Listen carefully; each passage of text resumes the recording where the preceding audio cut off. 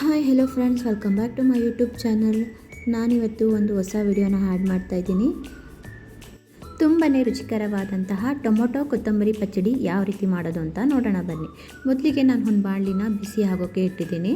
ಅದಕ್ಕೆ ನಾನು 2 ಸ್ಪೂನಷ್ಟು ಎಣ್ಣೆನ ಹಾಕೋತಾ ಇದ್ದೀನಿ. ಎಣ್ಣೆ ಬಿಸಿ ಆದ ನಂತರ ನಾನು ಇದಕ್ಕೆ 1 ಸ್ಪೂನಷ್ಟು ಕಡಲೆಬೇಳೆನ ಆ್ಯಡ್ ಮಾಡ್ತಾಯಿದ್ದೀನಿ. ನಂತರ ನಾವು ಇದಕ್ಕೆ 1 ಸ್ಪೂನಷ್ಟು ಉದ್ದಿನಬೇಳೆನ ಆ್ಯಡ್ ಮಾಡ್ತಾಯಿದ್ದೀನಿ. ನಂತರ ನಾನು ಇದಕ್ಕೆ ಜೀರಿಗೆನ ಕೂಡ 1 ಸ್ಪೂನಷ್ಟು ಹಾಕಿದ್ದೀನಿ. ಅದಾದ ನಂತರ ನಾನು ಇದಕ್ಕೆ 2 ಸ್ಪೂನಷ್ಟು ಧನಿಯಾನ ಕೂಡ ಆ್ಯಡ್ ಮಾಡ್ತಾಯಿದ್ದೀನಿ. ನಾವಿದಕ್ಕೆ ಕಡಲೆ ಬೀಜನ ಕೂಡ ಆ್ಯಡ್ ಮಾಡ್ಕೋಬೋದು. ಒಂದು 50 ಗ್ರಾಮಷ್ಟು ಕಡಲೆ ಬೀಜನ ಹಾಕಿದ್ರೆ ತುಂಬಾ ರುಚಿ ಕೊಡುತ್ತೆ. ನಾನಿಲ್ಲಿ ಆ್ಯಡ್ ಮಾಡಿಲ್ಲ. ನಂತರ ನಾವಿದಕ್ಕೆ 4 ರಿಂದ 5 ಪೀಸಷ್ಟು ಬೆಳ್ಳುಳ್ಳಿನ ಹಾಕ್ಕೊಂಡಿದ್ದೀನಿ. ನಂತರ ನಾನು ಇದಕ್ಕೆ ಹಸಿಮೆಣಸಿನ್ಕಾಯಿನ ಕೂಡ ಹಾಕ್ತಾಯಿದ್ದೀನಿ. ನಿಮಗೆ ರುಚಿಗೆ ತಕ್ಕಷ್ಟು ಮತ್ತು ಟೇಸ್ಟಿಗೆ ಖಾರ ಎಷ್ಟು ಬೇಕೋ ಅಷ್ಟು ನೀವು ಮೆಣಸಿನ್ಕಾಯಿನ ಹಾಕ್ಕೋಬೋದು. ನಂತರ ನಾನಿಲ್ಲಿ 50 ಗ್ರಾಮಷ್ಟು ಕೊತ್ತಂಬರಿ ಸೊಪ್ಪನ್ನು ಕೂಡ ಆ್ಯಡ್ ಮಾಡ್ಕೊತಾ ಇದ್ದೀನಿ. ನಾನಿಲ್ಲಿ ಟೊಮೊಟೊ ಬಂದು 3 ಟೊಮೊಟೊ ತೊಗೋತಾ ಇದ್ದೀನಿ. ಟೊಮೊಟೊನ ನಾನು ಇವಾಗ ಸಣ್ಣದಾಗಿ ಹಚ್ಕೊಂಡು ಇದಕ್ಕೆ ಆ್ಯಡ್ ಮಾಡ್ತಾಯಿದ್ದೀನಿ. ನಂತರ ನಾವು ಹಾಕಿರುವ ಎಲ್ಲ ಐಟಮ್ಸ್ ಕೂಡ ಚೆನ್ನಾಗಿ ನಿಧಾನವಾಗಿ ಅಂದರೆ ಲೋ ಫ್ಲೇಮಲ್ಲಿ ಇಟ್ಕೊಂಡು ಬೇಯಿಸ್ಕೋಬೇಕು. ನೋಡಿ, ಎಲ್ಲನೂ ಕೂಡ ಬೇಯ್ತಾ ಇದೆ. ನಂತರ ನಾವು ಇದನ್ನು ಇದೇ ರೀತಿ ಕೈಯಲ್ಲಿ ಮಿಕ್ಸ್ ಮಾಡ್ಕೋತಾನೆ ಇರಬೇಕು. ನಂತರ ನಾನು ಇದಕ್ಕೆ ರುಚಿಗೆ ತಕ್ಕಷ್ಟು ಉಪ್ಪನ್ನು ಕೂಡ ಆ್ಯಡ್ ಮಾಡ್ತಾಯಿದ್ದೀನಿ.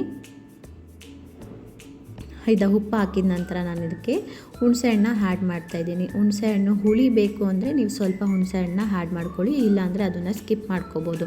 ನಾನಿಲ್ಲಿ ಹುಣಸೆಹಣ್ಣು ಆ್ಯಡ್ ಮಾಡಿದ್ದೀನಿ.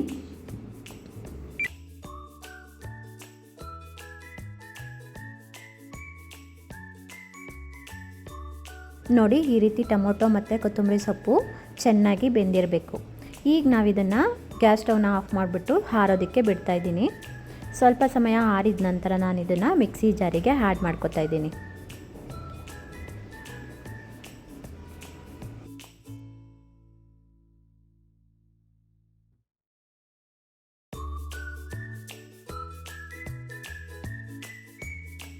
ಎಲ್ಲದನ್ನು ಕೂಡ ಮಿಕ್ಸಿ ಜಾರಿಗೆ ಆ್ಯಡ್ ಮಾಡ್ಕೊತಾ ಇದ್ದೀನಿ. ಆ್ಯಡ್ ಮಾಡಿದಾದಮೇಲೆ ನಾವು ಇದನ್ನು ಮಿಕ್ಸಿ ಜಾರಿಗೆ ಹಾಕ್ಕೊಳ್ಳೋಣ. ನಾವು ಆ್ಯಡ್ ಮಾಡಿದಂತಹ ಟೊಮೊಟೊ ಮೆಣಸಿನ್ಕಾಯಿ ಎಲ್ಲನೂ ತುಂಬಾ ಪೇಸ್ಟ್ ರೀತಿ ಮಾಡ್ಕೋಬಾರ್ದು. ಸ್ವಲ್ಪ ತರಿ ಅಂತಾರಲ್ಲ ಆ ಥರ ಇರಬೇಕು. ಆಗ ತುಂಬಾ ರುಚಿ ಕೊಡುತ್ತೆ. ಬನ್ನಿ ನಾವೀಗ ಚಟ್ನಿನ ಒಗ್ಗರಣೆ ಹಾಕ್ಕೊಳ್ಳೋಣ. ಒಂದು ಬಾಣಲಿಗೆ ಎಣ್ಣೆನ ಹಾಕ್ಕೋತಾ ಇದ್ದೀನಿ. ಎಣ್ಣೆ ಕಾದ ನಂತರ ನಾನು ಇದಕ್ಕೆ ಸಾಸಿವೆ, ಜೀರಿಗೆ, ಕಡಲೆಬೇಳೆ, ನಂತರ ನಾನು ಇದಕ್ಕೆ ಉದ್ದಿನಬೇಳೆನ ಕೂಡ ಆ್ಯಡ್ ಮಾಡ್ತಾಯಿದ್ದೀನಿ. ಈಗ ಎಲ್ಲದನ್ನು ಕೂಡ ನಾವು ಮಿಕ್ಸ್ ಮಾಡ್ಕೊಳ್ಳೋಣ.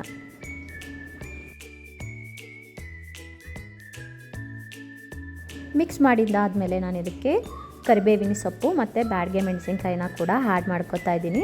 ಸ್ವಲ್ಪ ನಾವು ಒಗ್ಗರಣೆ ಕಲರ್ ಚೇಂಜ್ ಆಗಿದ ನಂತರ ನಾನು ಇದಕ್ಕೆ ಮಾಡ್ಕೊಂಡಿದ್ದಂಥ ಚಟ್ನಿನ ಕೂಡ ಆ್ಯಡ್ ಮಾಡ್ಕೊತಾ ಇದ್ದೀನಿ. ಚಟ್ನಿನ ನಾವು ತುಂಬ ಹೊತ್ತು ಬೇಯಿಸೋ ಅವಶ್ಯಕತೆ ಇಲ್ಲ, ಜಸ್ಟ್ ಮಿಕ್ಸ್ ಮಾಡಿಕೊಂಡ್ರೆ ಸಾಕು.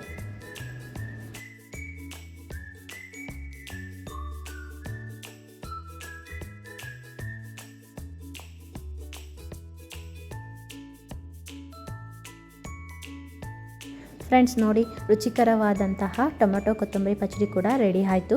ಇದನ್ನು ಬಿಸಿ ಬಿಸಿ ಅನ್ನದ ಜೊತೆ ತುಪ್ಪನ ಹಾಕ್ಕೊಂಡು ತಿಂದರೆ ತುಂಬಾ ಸೂಪರಾಗಿರುತ್ತೆ. ಹಾಗೆ ಒಳ್ಳೆ ಕಾಂಬಿನೇಷನ್ ಕೂಡ. ಇದನ್ನು ಇಡ್ಲಿ ಮತ್ತು ದೋಸೆಗೆ ಕೂಡ ಹಾಕ್ಕೊಂಡು ತಿನ್ಬೋದು ನೀವು. ಇದನ್ನು ಫ್ರಿಡ್ಜಲ್ಲಿ 1 ವಾರ ಇಟ್ಟರೂ ಕೂಡ ಕೆಡೋದಿಲ್ಲ. ನೋಡಿ, ರುಚಿಕರವಾದಂತಹ ಟೊಮೊಟೊ ಕೊತ್ತಂಬರಿ ಪಚ್ಚಡಿ ಕೂಡ ರೆಡಿ ಆಯಿತು. ಈ ವಿಡಿಯೋ ನಿಮಗೆಲ್ಲರಿಗೂ ಇಷ್ಟ ಆಗಿದೆ ಪ್ಲೀಸ್ ಲೈಕ್ ಹಾಗೆ ಕಮೆಂಟ್ ಮಾಡಿ. ನನ್ನ ಚಾನೆಲ್ನ ಸಬ್ಸ್ಕ್ರೈಬ್ ಮಾಡ್ಕೊಳ್ಳೋದನ್ನು ಮರಿಬೇಡಿ.